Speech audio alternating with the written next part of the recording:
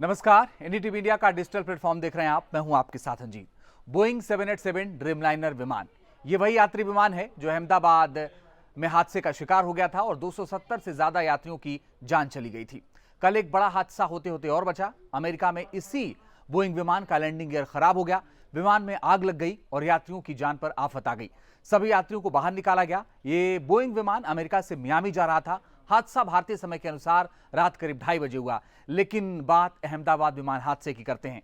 इस हादसे को 1 महीने से ज्यादा का वक्त हो गया है। सरकार और एयर इंडिया के अधिकारियों के बीच इसी को लेकर एक अहम बैठक हुई। बैठक में केंद्रीय उड्डयन मंत्री राममोहन नायडू, डीजीसीए के तमाम अधिकारी और एयर इंडिया के चेयरमैन मौजूद थे।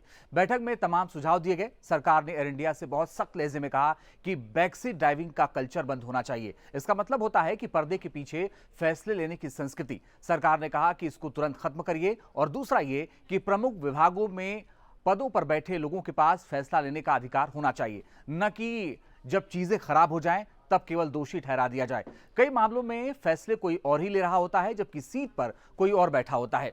यह व्यवस्था बेहद खतरनाक है और इसे तत्काल खत्म कर देना चाहिए। कुल मिलाकर सरकार ने बहुत सख्त लहजे में कहा कि किसी को बलि का बकरा न बनाइए, जिम्मेदारी लीजिए। यह बात बैठक में हुई, लेकिन अभी भी हमें इंतजार है कि पूरी रिपोर्ट आए और पता चल सके कि अहमदाबाद हादसा कैसे हुआ।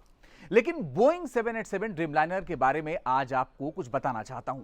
इसके लिए आपको चलना होगा साल 2019 में। साल 2019 में बोइंग के निर्माण में लगातार कई खामियां पाई गईं। खामी ये कि विमान के कई हिस्से गलत तरीके से फिट हो रहे थे। इससे विमान की सप्लाई में देरी हुई और मई 2021 से जुलाई 2022 तक इसकी सप्लाई पूरी तरीके से रोक दी गई। इस मामले में सबसे गंभीर आरोप कंपनी में ही काम कर रहे कर्मचारियों और इसके पूर्व कर्मचारियों ने लगाए। साउथ कैरोलिना के फैक्ट्री में क्वालिटी कंट्रोल मैनेजर जॉन बर्नेट ने आरोप लगाया कि तेजी के साथ प्रोडक्शन हो, इसी के दबाव में इस विमान की सुरक्षा को खत्म कर दिया गया था। उन्होंने साल 2019 में एक अंतर्राष्ट्रीय वेबसाइट को बताया कि प्लांट में काम करने वाले कर्मचारियों ने कई सख्त नियमों का पालन नहीं किया, जिनका पालन फैक्ट्री में पुर्जों की जांच में होता है। इससे गड़बड़ी की आशंका बनी रही। दावों में तो यह भी बताया गया कि कुछ मामलों में कर्मचारियों ने जानबूझकर स्क्रैप यानी कबाड़ से निकाले गए पुर्जे विमान में फिट कर दिए ताकि उत्पादन में देरी न हो। उन्होंने यह भी दावा किया कि विमान की डेक को सुरक्षित करने के लिए गलत फिक्सिंग का इस्तेमाल किया गया। इन गंभीर आरोपों के बाद सभी आरोपों की जांच की गई। ये जांच की अमेरिका के रेगुलर फेडरल एविएशन एडमिनिस्ट्रेशन यानी AAFA ने, और जांच में कुछ दावों को सच पाया गया। जांच एजेंसियों को पता चला कि कम से कम 53 नॉन कंफर्मिंग यानी स्टैंडर्ड से मेल न खाने वाले पुर्जे फैक्ट्री से गायब हो चुके हैं। अमेरिकी एजेंसी को एक ऑडिट में यह भी पता चला कि कई विमानों के फर्श के नीचे धातु की बुराद जमा थी।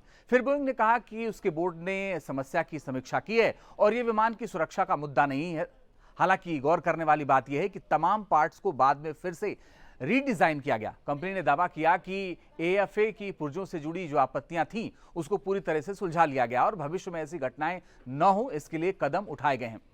अब एक बार फिर से बात करते हैं जॉन बर्नेट की, जिन्होंने ये आरोप लगाए थे।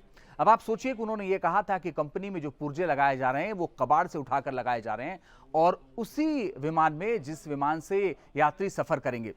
बर्नेट ने चेतावनी दी थी कि पहले जो विमान उड़ान भर रहे हैं उनको बहुत ज्यादा खतरा है। आपको जानकर हैरानी होगी कि साल 2024 की शुरुआत में बर्नेट ने आत्महत्या कर ली थी, यानी जिन्होंने आरोप लगाया उन्होंने 2024 में आत्महत्या कर ली। 2019 में बोइंग पर आरोप और फिर 2024 में उन्होंने आत्महत्या कर ली। उस वक्त वो कंपनी के खिलाफ एक पुराने मुकदमे में सबूत दे रहे थे। बर्नेट का कहना था कि उनके आरोपों के चलते कंपनी ने उन्हें प्रताड़ित किया। हालांकि जब बोइंग से इस बारे में बात की गई तो बोइंग ने इससे इनकार कर दिया। दरअसल बर्नेट के जो आरोप थे उसी तरह के आरोप एक पूर्व क्वालिटी मैनेजर ने भी लगाए थे। सिंथिया किचन्स नाम था उनका। साल 2011 में AFA को बताया था कि विमान में खराब पुर्जे लगाए जा रहे हैं। आरोपों के मुताबिक ऐसा इसलिए किया गया था ताकि विमान का उत्पादन जारी रहे। सिंथिया ने साल 2016 में बोइंग को छोड़ दिया। उन्होंने दावा किया था कि कंपनी ने कर्मचारियों को छोटी मोटी खामियों को नजरअंदाज करने के लिए कहा था। एक और अहम बात, उन्होंने दावा किया था कि जहाज में गलत तरीके से उसमें पुर्जे लगाए जा रहे हैं, जो कि बहुत ही खतरनाक हो सकता है। जहाजों में गलत पुर्जे लगाए जाने की वजह से कोई भी खतरा हो सकता है। एक और अहम बात है, जहाज में गलत वायरिंग बंडल भी लगाए गए। यह दावा बहुत अहम था। उन्होंने कहा कि जिसकी वजह से शॉर्ट सर्किट का खतरा पैदा हो गया है। बोइंग ने इन आरोपों पर कोई जवाब नहीं दिया और यह कहा कि आरोप भेदभाव की वजह से लगाए गए हैं। हाल ही में एक तीसरे व्यक्ति ने भी पिछले साल अमेरिकी सीनेट की एक समिति के सामने गवाही देते हुए सुर्खियां बटोरी थी। इसके बाद सैम सालेहपौर नाम के कर्मचारी ने साल 2024 में कहा कि विमानों को बनाने में शॉर्टकट अपनाया जा रहा है जो खतरा पैदा करने वाला है। उन्होंने बोइंग में जिन सुरक्षा खामियों को मैंने देखा, उनका यह दावा कि जिन सुरक्षा खामियों को उन्होंने देखा, अगर उन्हें ठीक नहीं किया गया तो भीषण हादसे हो सकते हैं जिसमें सैकड़ों जानें जा सकती हैं। सैम क्वालिटी इंजीनियर के तौर पर साल 2020 के आखिरी तक 787 विमान के निर्माण पर काम कर रहे थे।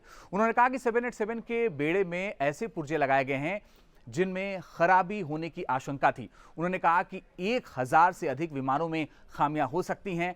अब इन बातों को लेकर बोइंग का दावा है वो भी समझिए। बोइंग का कहना है कि 787 के निर्माण में इसके स्ट्रक्चर में खामियों को लेकर जो दावे किए गए हैं और जो मुद्दे उठाए गए हैं उन्हें AFA की निगरानी में कठोर जांच के दायरे में लाया गया है और आने वाले कई दशक तक की मजबूती के साथ उड़ान भरता रहेगा। यानी बोइंग आने वाले कई दशक तक उड़ान भरता रहेगा। लेकिन सबसे बड़ी और अहम बात यह है कि 2019 से जब से आरोप लगे हैं, बोइंग ने कभी भी यह नहीं माना कि गलत पुर्जे लगाए गए हैं।